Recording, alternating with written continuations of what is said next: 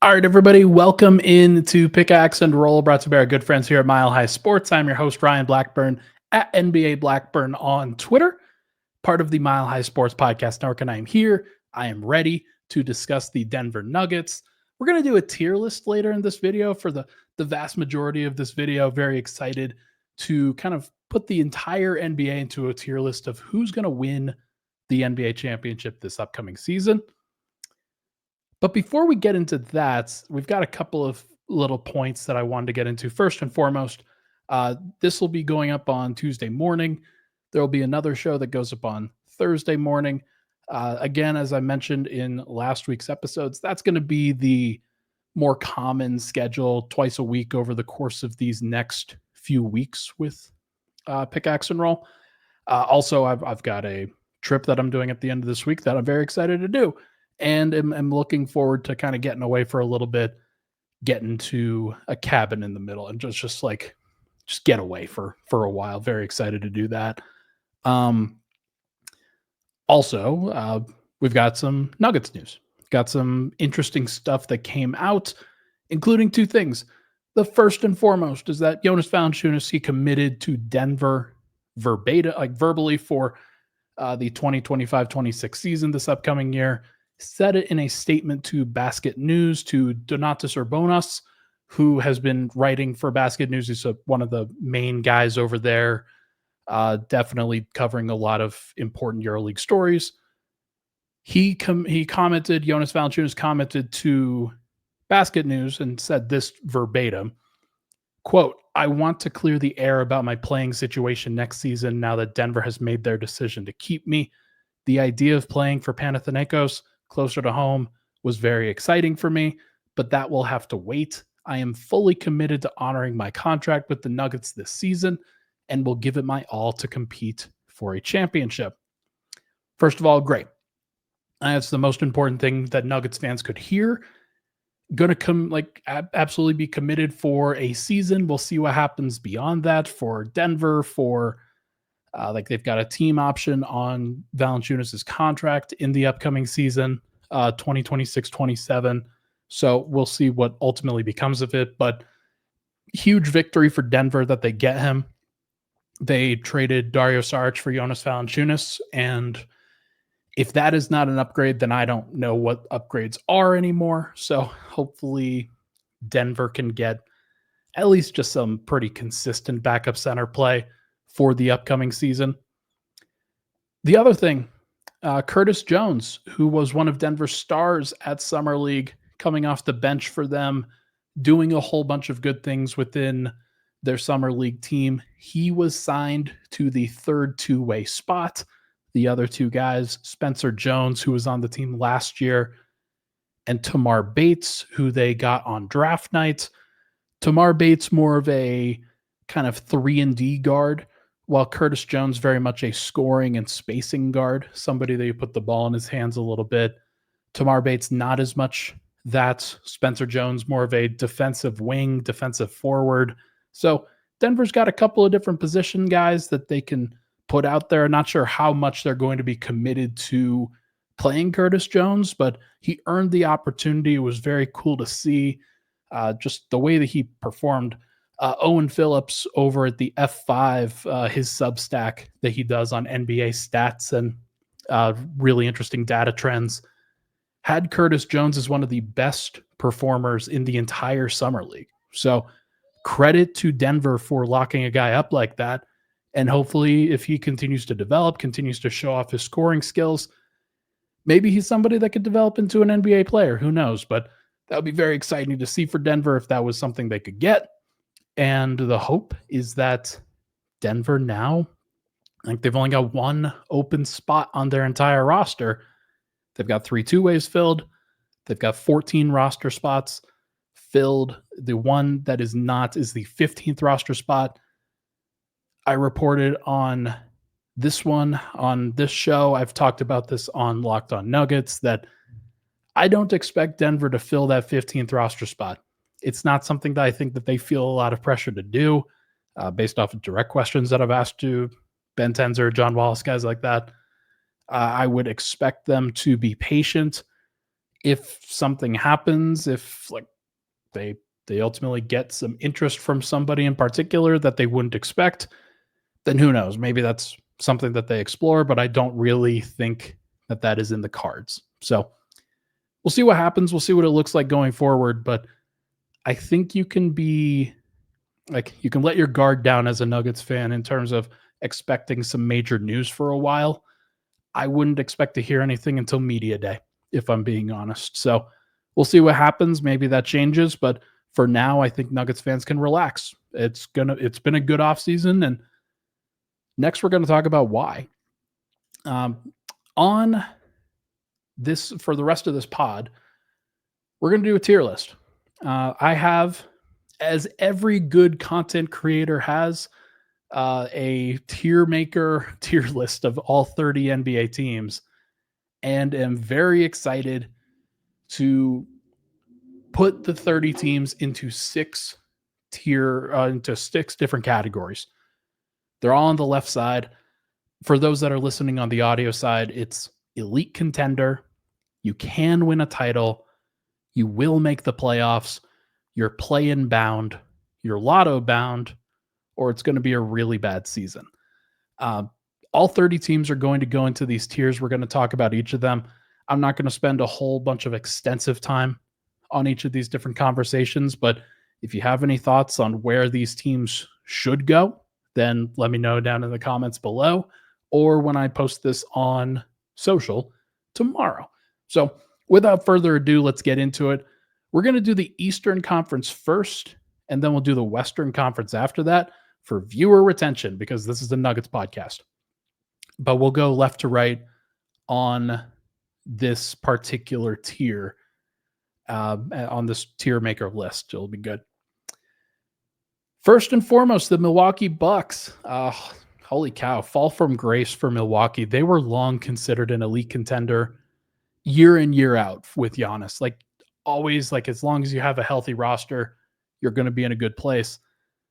It's not that the East has gotten much better around them. It's that Milwaukee's just kind of gotten worse. And I do not think that they are a team that can win the title. I don't think that they're there. So I think they will make the playoffs with like guys like Cole Anthony coming there, Gary Harris coming there. They've got a couple of other guards that they have added to the mix. Obviously, they got rid of Damian Lillard through wave and stretch. They signed Miles Turner with that cap space, but they're still relying on Kyle Kuzma. It's just not a very good team. So with Giannis, you're going to make the playoffs. That I feel pretty good about, especially in the Eastern Conference. But do I feel much better about it? Not really. Brooklyn, I think we're going straight into it's going to be real bad.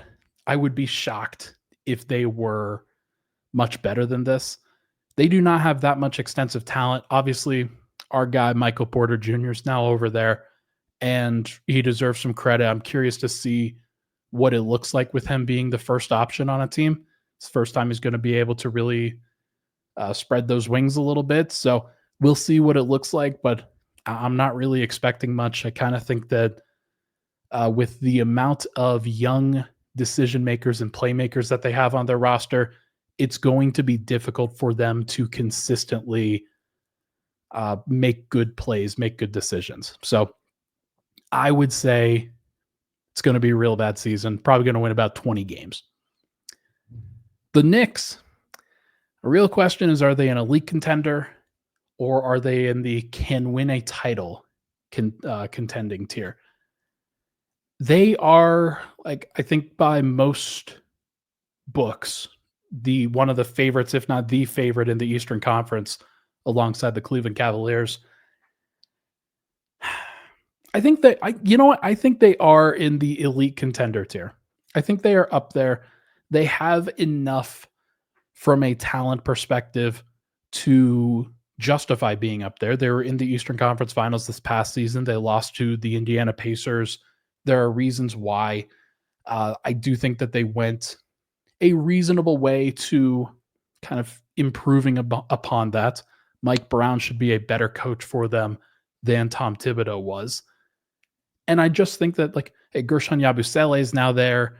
as kind of a seventh man, eighth man, just giving a little bit more depth. But they've got one of the best starting fives in the entire NBA.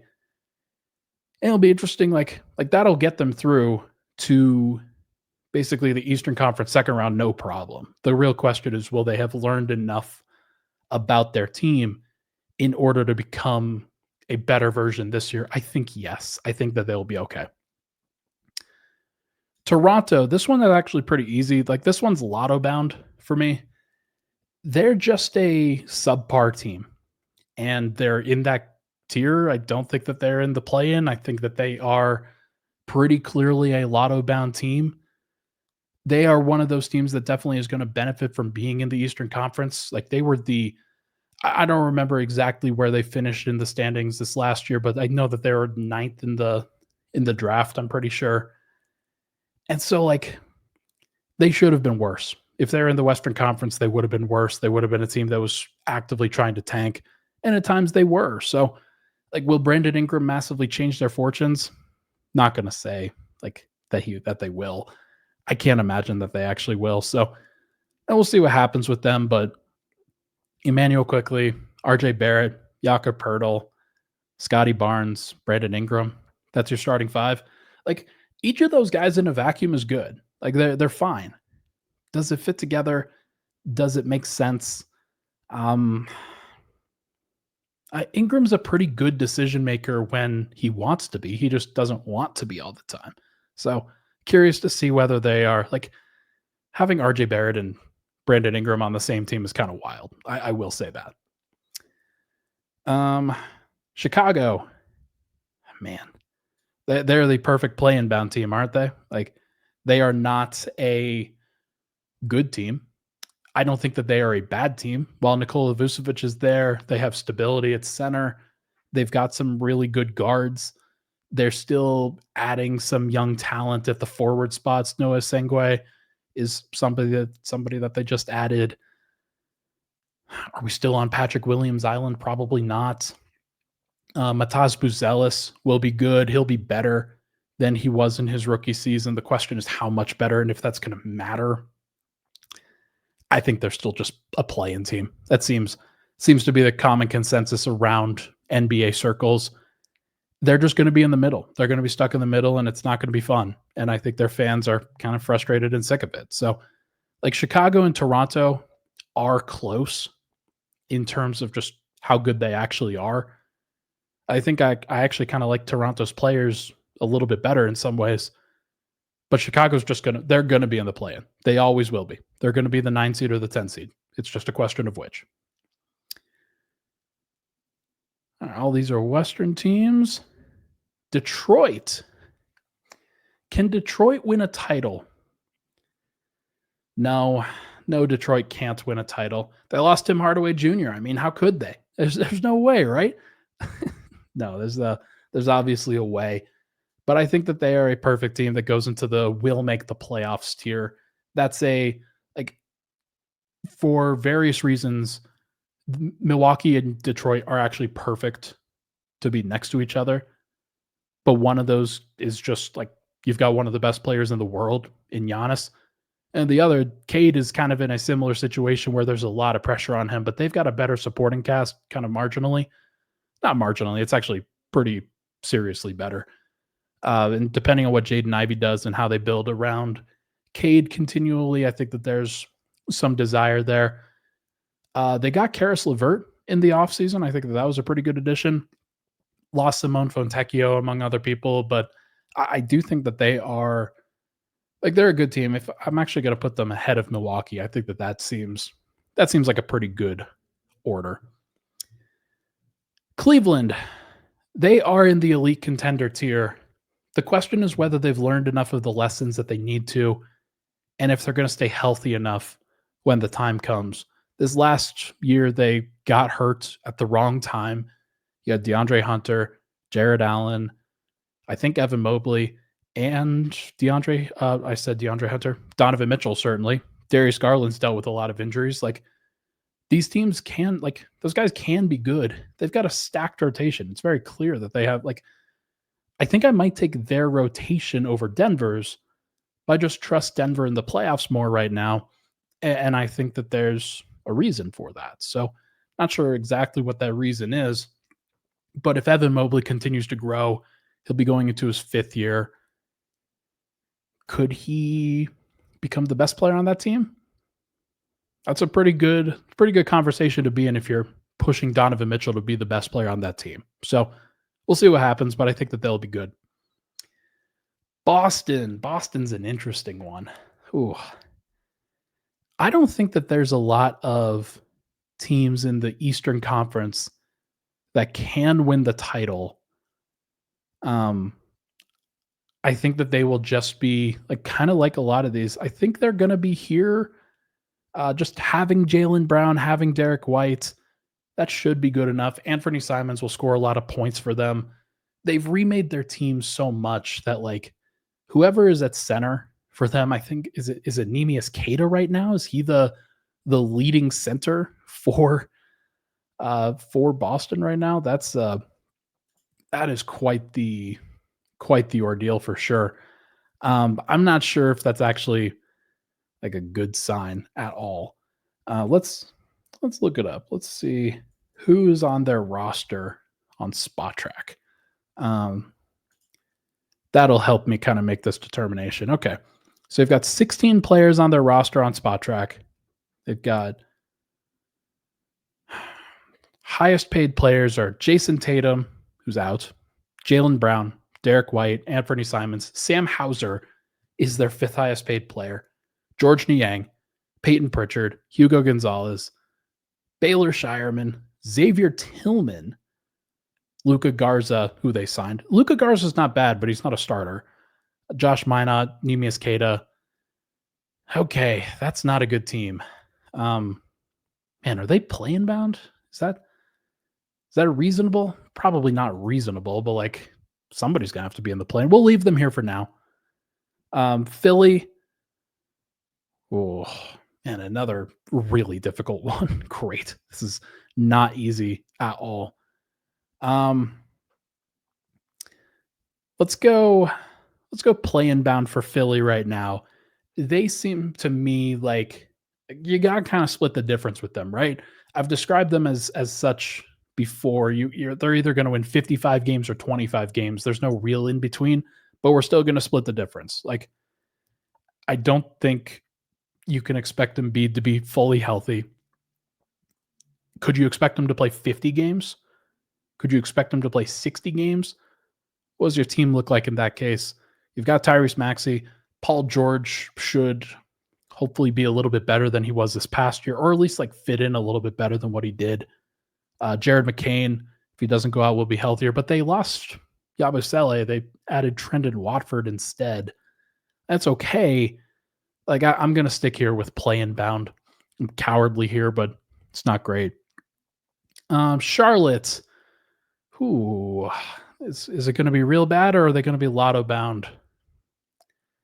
It's funny, like every single year they should just be normal lotto bound and then it ends up being really bad. So I'm going to just say it's going to be really bad and we're going to default there for now.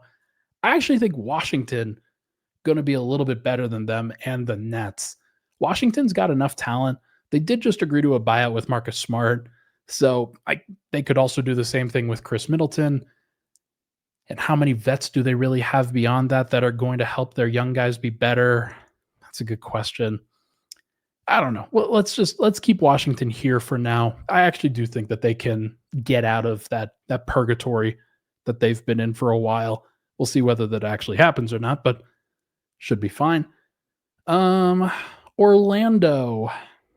We're going to put Orlando and can win a title. They are the 3rd best team in the Eastern Conference. And I actually don't think that that's very controversial at all. I think that seems pretty reasonable based off of where they've been before. They add Desmond Bane. That's a great fit for them. They added a couple of other guys as well. Let me just do my live research here just to make sure that I'm figuring out exactly who I'm actually saying for them. Tyus Jones, that's right. They got Tyus Jones as just a standard backup point guard. So they'll play him and Anthony Black next to each other. They've got Jalen Suggs and Desmond Bain. They'll be in the backcourt together, but you need another ball handler there. So Tyus Jones will definitely help. Um, and then they've just got a great defense. So I do think that they're actually in a really good spot just to stay right there. So yeah, can win a title. And that's kind of the sarcastic thing. Like, I don't consider them a team that will actually win the title, but they can win it. So that's a reasonable tier for them to be placed in, I think. Atlanta, they're going to make the playoffs. I don't think I can put them in the can win a title, but I will actually put them above the Bucks. I think they'll be below the Pistons, but I think they're in that kind of 4-5 mix. Really good offseason for the Hawks. They still have to be healthy. Onyeka Okongwu still has to be healthy. Kristaps Porzingis still has to be healthy. Jalen Johnson coming off of a season-long injury. But they're in a good spot. Like, shouldn't be that difficult for them to make it happen. And we'll see whether they actually do. But I do think that they are in a good place. Miami, perfect play-in bound team. And Indiana, also a great play-in bound. Or yeah, we'll go play-in bound for them. I think they'll be a little bit elevated above some of those other spots, but like Pascal Siakam's not going to just let them fold. But with the Tyrese Halliburton injury, pretty simple why they are not in the can win a title or elite contender category. But Miami, like, pretty reasonable why they're here as well. They've always been in the plan. The Bulls always been in the plan. Philly playing. It's just kind of how they are. So we'll see. Okay. So I've got 7 play-in team. I've got 7 playoff teams. I've got 4 play-in teams. We got to bump one. Actually, yeah, we're gonna bump. We're gonna bump the Celtics to play-in bound, and we are going to bump the. Okay, we're gonna do it. We're gonna bump the Bulls. We're gonna bump the Bulls to lotto bound. I think that that's a pretty decent list. Okay, elite contenders in the East: New York and Cleveland. Orlando can win a title. Detroit, Atlanta, and Milwaukee will make the playoffs. Boston, Indiana, Philly, Miami, they're the play-in bound teams. And lotto bound, you've got Chicago, Toronto, and Washington. And then it's going to be really bad for the Nets and the Hornets. When we come back, we are going to go through the Western Conference on the other side here on Pickaxe and Roll.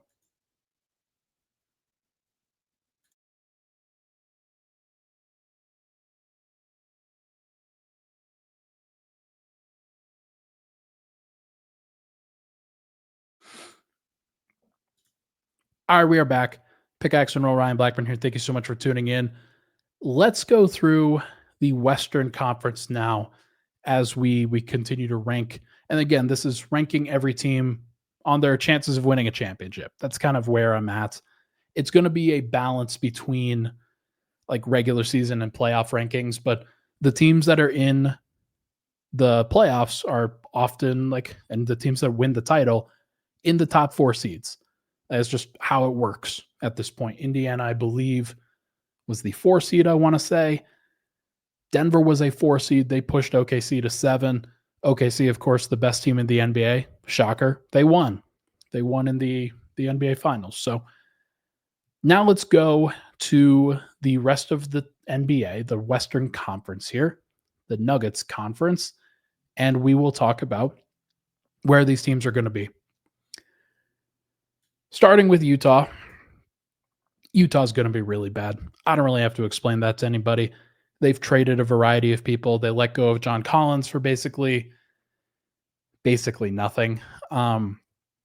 They actually let go of Colin Sexton for, was it Yusuf Nurkic? Did they trade for Nurkic? Do I have that right? Yeah, they did. Traded Colin Sexton for Yusuf Nurkic. And I think they actually had to add something to that. And then they agreed to a buyout with Jordan Clarkson. So they are not going to be good. Do not expect it. Now, the Rockets, are they in the elite contender tier? Yeah, you know what? We're going to put them there. We're going to put them there for now.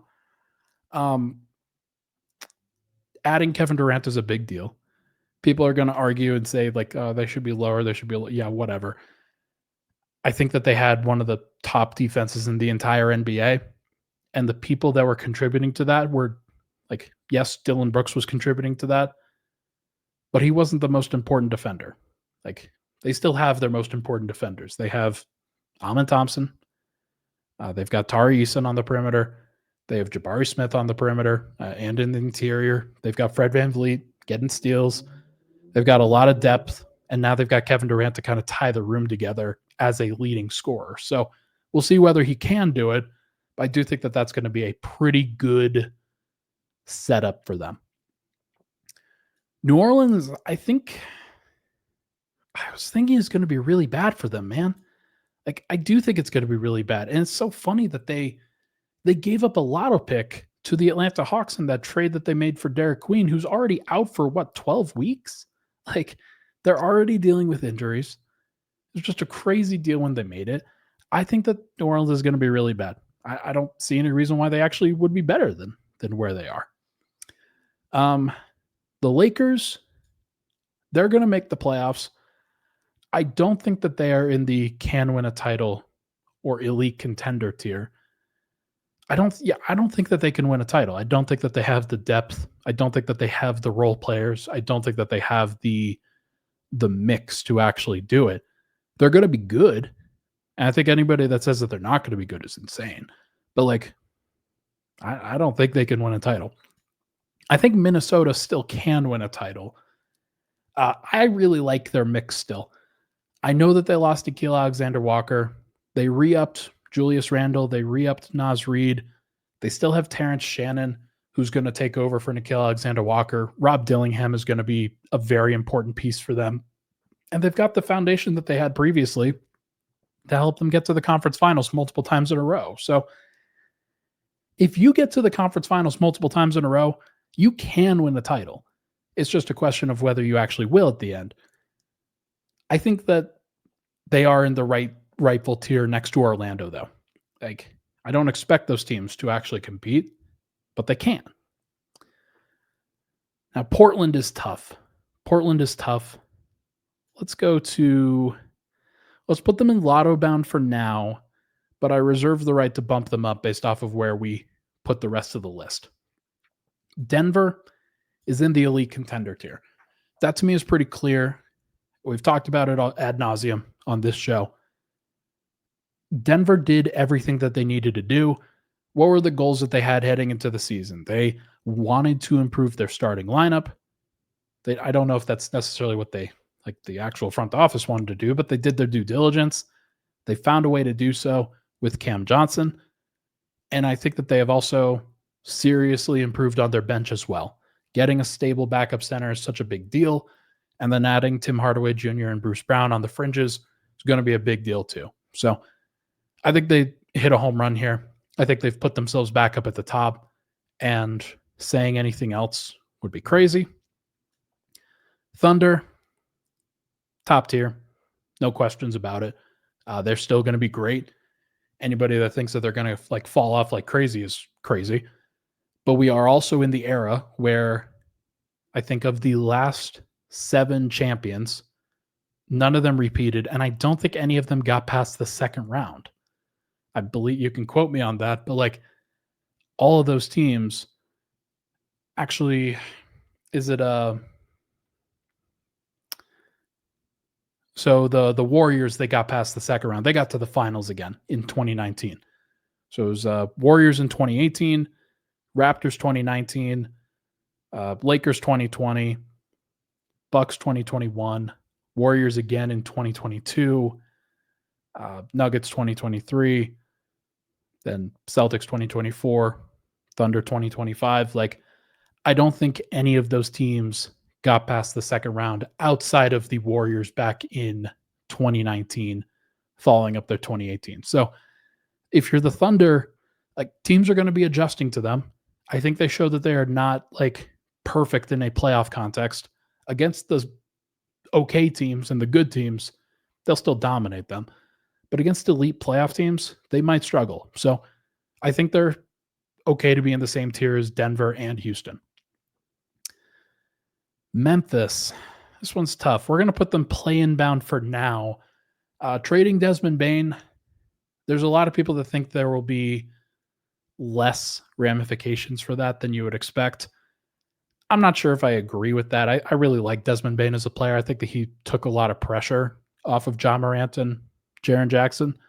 And now those guys don't really have anywhere to go if things aren't going well. So we'll see what happens. But for now, we'll put them play-in bound. We'll also put the Mavericks play-in bound too. Cooper Flag, he's probably a power forward. They've got a lot of guys that are actually kind of playing out of position because of how stacked their front court is. Like Najee Marshall should be a small forward. He's going to play a lot of shooting guard for them. Klay Thompson, honestly, probably should be a small forward. He's going to play a lot of shooting guard for them. Cooper Flag should be a power forward. He's going to play a lot of small forward. Same thing for PJ Washington. So we'll see what it looks like. But because they want to play Anthony Davis at power forward, they're probably going to play everybody else up a position. They'll be a pretty good defense, but I don't think their offense is going to be very good, especially without Kyrie Irving. The Spurs, we're also going to put in the play-in tournament too. Like that to me feels pretty good. It's going to be interesting to see where they kind of fit in here, but I just think with Wemby, with De'Aaron Fox, as long as those guys stay healthy this time around, they're going to be in that mix. The question is whether they can they go higher than that? How good is Wemby going to be up front? Who are they starting at power forward next to him, or are they starting him at power forward and then having somebody like Luke Cornett play next to him? That's one of the guys that they signed to this offseason. I think I'm going to put them at the play-in level for now, and that'll be fine. Like that's a reasonable place for them to jump up into. Phoenix, they are lotto bound. That seems pretty clear. I don't think it's going to be really bad. Like they're probably going to win like 30 games, but they're not going to be very good. Like you have to be careful against them because Devin Booker, Jalen Green, those guys are still great scorers, but they don't have Bradley Beal anymore. They don't have Kevin Durant anymore. For KD, like I think they feel like that's a major loss. For Bradley Beal, they probably don't, but he was still soaking up a lot of reps. He was soaking up a lot of possessions, kind of helping them get through some things. The pressure was just very high on that because they made $50 million. So I just don't think they're going to be able to reallocate that well. Like if they win 30 games, they win 35 games, like they're still play-in bound because the West, it's going to take being 500 in order to get out into the play-in. It's just how it's going to go. Clippers, they can win a title. I think the Clippers can win a title just based off of the rotation that they've put together. Will they win a title is not like, that's a different question entirely because you have to trust James Harden. You have to trust Kawhi Leonard. Those guys have to be healthy at the right time, playing well, playing active at the right time, being their best selves. Will they? Probably not. But like, I tend to think that Denver, like, they probably should have lost to the Clippers if the talent was equal. Like, the talent was equal. They probably should have lost. But Denver just had the intangible stuff. They had some of the things that make you a good team, that make you a good competitive team late in the playoffs. And Denver just had that extra gear. The Clippers didn't. So we'll see if adding Brook Lopez and Chris Paul now, like they have a lot of great vets. Whether those vets are going to be super helpful at the highest levels, that's a fair question. Golden State. Okay, well, so here's the thing. I've got the Rockets, I've got the Nuggets, I've got the Thunder, I've got the Wolves, and I've got the Clippers, and I've got the Lakers all in the will make the playoffs tier. The Warriors are a better team than the Pistons, maybe than the Hawks, maybe than the Bucks.